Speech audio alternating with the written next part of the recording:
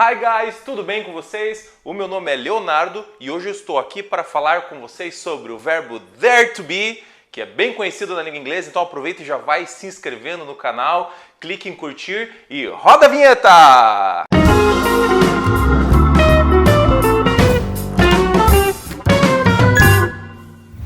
Então pessoal, nós vamos falar hoje sobre o verbo there to be e muitas vezes as pessoas ficam com dúvidas sobre como saber quando é o verbo there to be ou quando o there não está significando verbo. Então eu vou mostrar para vocês agora isso, tá? A palavrinha there, você pode encontrá-la na língua inglesa significando o advérbio de lugar. Lá, here, aqui, there, lá. Certo? Beleza? Num segundo caso, o there também pode ser uma expressão. Tem várias expressões com there. Eu coloquei uma delas aqui que é bem conhecida, que é there you go, que pode ser mandou bem para incentivar uma pessoa, ou pode ser aqui está, para demonstrar que algo foi concluído, que algo terminou, você está apresentando algo para alguém, então aqui está, there you go, tá? Mas, num terceiro caso, a palavrinha there, ela pode significar um verbo. Mas como assim? Quando o there estiver junto com o verbo to be, que no presente é o is ou o are, e no passado é o was ou were, tem também o futuro, que é com will be, né? Mas nesses casos aqui, o there vai ser um verbo, que vai ser o verbo haver ou existir, para dizer que há ou que existe alguma coisa, beleza? Então vamos ver aqui na sequência. There is é há ou existe. E there are é há ou existem. Lembrando que o verbo haver no presente do indicativo ele não vai ter essa mudança para o plural, né? Então, tanto no caso de singular quanto no caso de plural, o verbo haver vai ser há, né? Exemplo de aplicação, vamos ver lá. There is a book on the table, que significa há um livro em cima da mesa, tá? Por que eu usei o is e não o are? Bom, veja bem que quando eu digo there is a book, há um livro, você pergunta o que há? Há um livro, né? On the table. Então, um livro é singular. No caso do singular, ou seja, referindo-se a apenas um objeto, nós vamos usar o there is.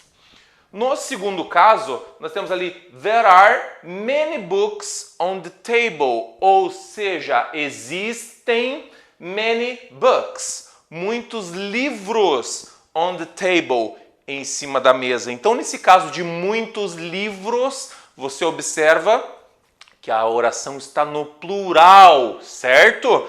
Aí você vai usar o there are. E de repente, você esteja pensando assim, professor, mas eu não digo há um livro em cima da mesa, eu digo que tem, né? Na língua portuguesa, nós temos o hábito de usar o verbo ter para indicar haver ou existir, né? Então, tem um livro em cima da mesa, tem muitos livros em cima da mesa, nós dizemos assim no português, né?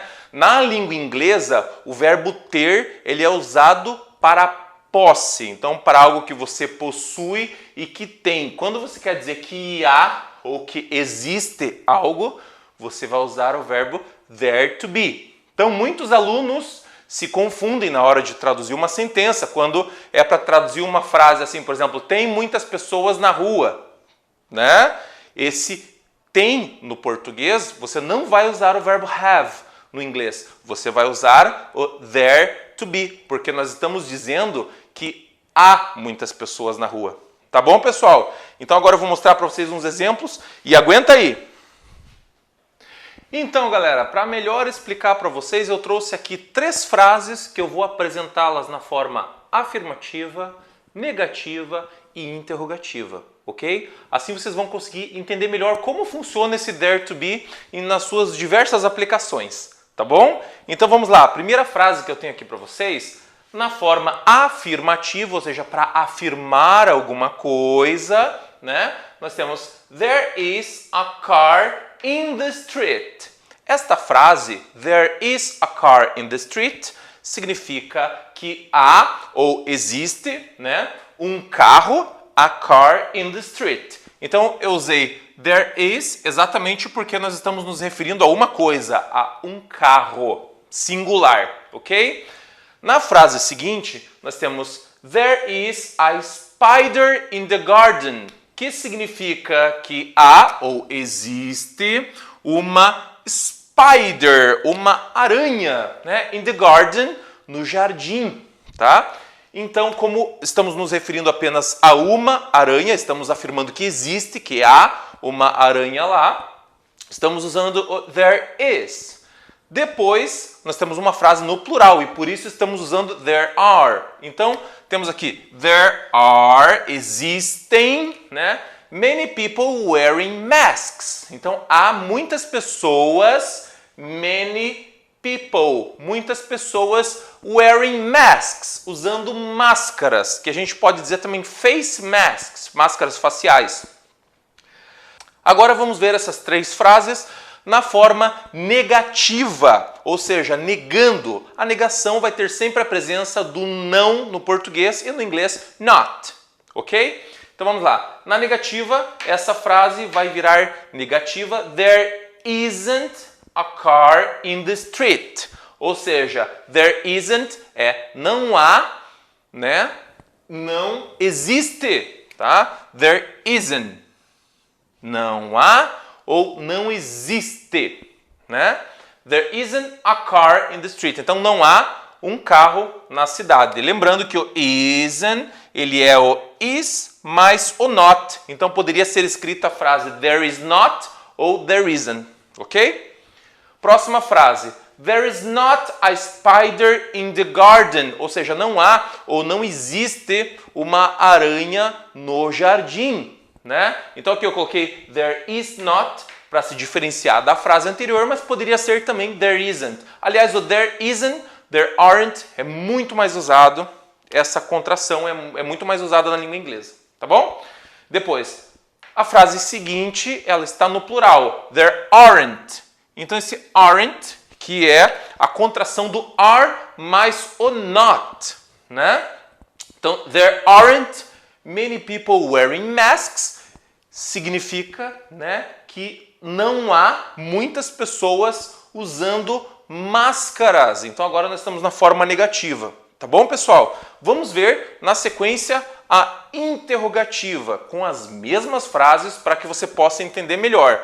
Então, a primeira frase agora na forma interrogativa, is there a car in the street? Ou seja, existe um carro na rua? O que aconteceu agora? Observe que a frase começou com o is e depois apareceu o there. Então houve uma mudança no lugar das palavras para realizar a frase interrogativa. Observe que isso sempre vai acontecer nas perguntas, tanto no verbo there to be, que eu já fiz um vídeo sobre isso, né? No simple present, que já fiz um vídeo sobre isso, e nos outros tempos verbais também, que em breve nós teremos vídeos.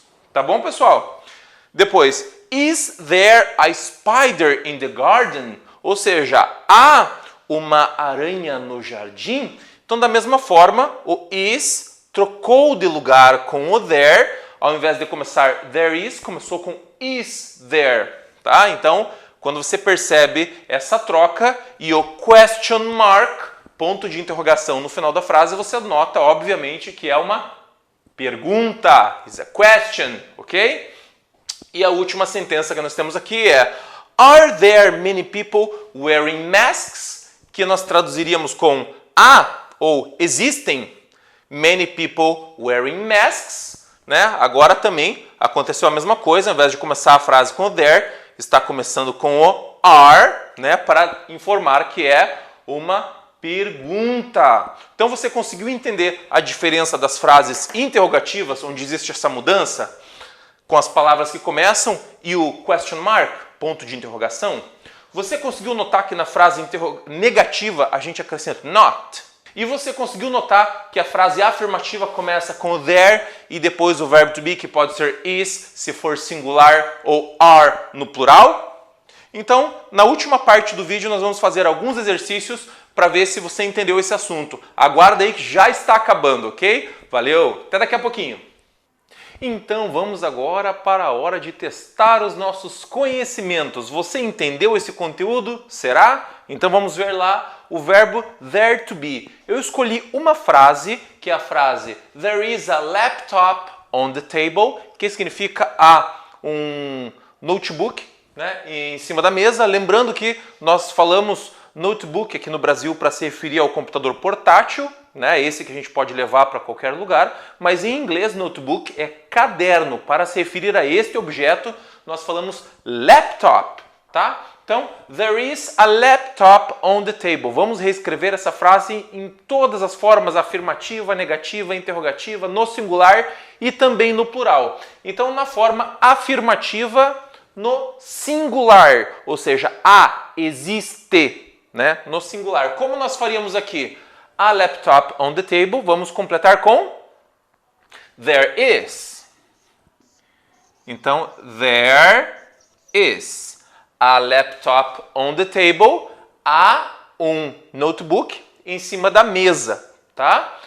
Segunda frase é afirmativa também, só que agora no plural. Então, ao invés de um laptop, você vai falar sobre laptops. Lembrando que no plural, você não vai usar o a, porque o a significa um ou uma, tá? E no plural você não vai usar ele. Então, aqui, o que a gente coloca para o plural na frase afirmativa?